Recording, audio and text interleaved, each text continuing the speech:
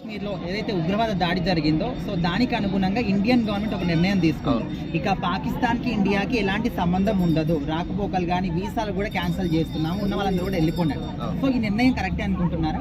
అనేది ఖచ్చితంగా ఏదైతే ఆ సంఘటన జరిగిందో అది ఖచ్చితంగా మనము చాలా బాధపడాల్సిన విషయం. అది మామూలు విషయం కాదు. ఎందుకంటే యుద్ధాలు అనేవి మిలిటరీ వాళ్ళకి ఆర్మీ జరిగి అక్కడ చనిపోవడం అనేది కామన్ జరుగుతుంది యుద్ధాల్లో. కానీ ఒక సామాన్య ప్రజలు 370 ఆర్టికల్ ఎప్పుడైతే రద్దు అయిందో అప్పుడు కాశ్మీర్ అంతా మనదే, మనం ప్రశాంతంగా కాశ్మీర్ వెళ్ళి ఎంజాయ్ చేయొచ్చు, చూడొచ్చు అని చెప్పి ఎంతో ఆనందంగా ఇక్కడ నుంచి టూరిస్టులు యాక్చువల్గా నేను కూడా ఈ సమ్మర్లో ట్రిప్ ప్లాన్ చేసాం. ఎందుకంటే చాలా ట్రిప్స్ వస్తున్నాయి, కాశ్మీర్ మనాలి ఇలా ట్రిప్స్ ఉన్నాయి, ప్యాకేజ్లు ఎంత అని చెప్పేసి అంటే ప్రతి ఒక్కరు కూడా వెళ్తున్నారు చాలా సంతోషంగా. కానీ ఈ రోజున ఈ ఘటన జరిగిన తర్వాత నిజంగా నేనైతే ఎంత భయపడ్డానంటే ఇంకా ఇంకా ఇంకా ఇంకా ఇలాంటి దాడులు ఇంకెన్ని చూడాలి మనం.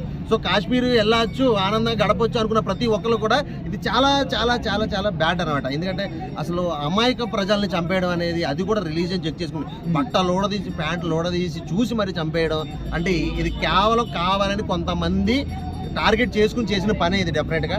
సో ఈ రిలీజియన్ చెక్ చేసుకోవడం అంటే ఒక ముస్లిమ్స్ అవునా కాదా, వీళ్ళ హిందువులా ముస్లిమ్స్ అని చూసి చెప్పడం. అండ్ భార్యలతోటి మమ్మల్ని కూడా చంపేయండి, మా భర్తలు చంపేస్తారు మమ్మల్ని కూడా చంపేయండి అంటే వెళ్ళి నీ మోడీ చెప్పుకో అని చెప్పేసి అన్న మాట. అంటే ఇది కేవలం మోడీ మీద వ్యతిరేకతతోటి కేవలం చేసింది.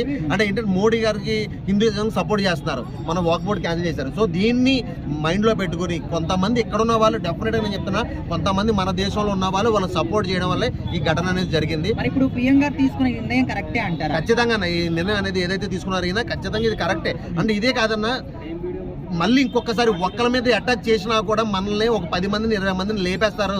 ఇండియాతో మనం పెట్టుకోకూడదు, ఇండియన్స్తో అసలు మనం పెట్టుకోకూడదు అని భయం అనేది ఇంకా వాళ్ళకి రాలేదు.